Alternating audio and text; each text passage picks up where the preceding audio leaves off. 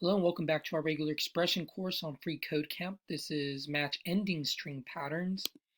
And it says, in the last challenge, you learned to use the caret character to search for patterns at the beginning of strings. There's also a way to search for patterns at the end of strings.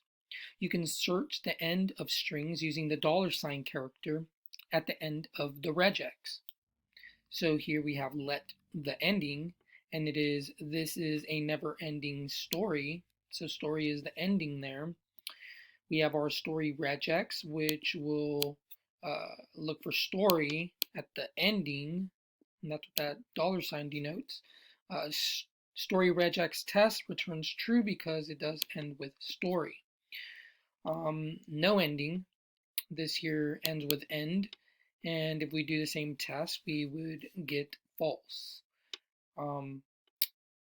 Yeah, and that's because the ending does not match with our regex.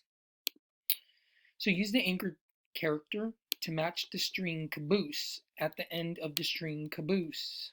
Okay, same thing. We got caboose here. We would want to do caboose and $ because we want it at the end.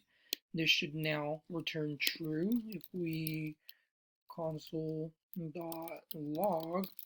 result, we get true. So that is how we do this one. So we're just adding to the knowledge that we've already kind of been learning. The caret is used here to match beginning of string. So here we would do the, and that should return true.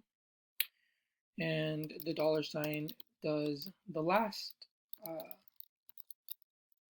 pattern, or the last part of a string, checks if it matches. So as long as you're understanding that, you guys are getting these lessons, and I'll see you in the next one.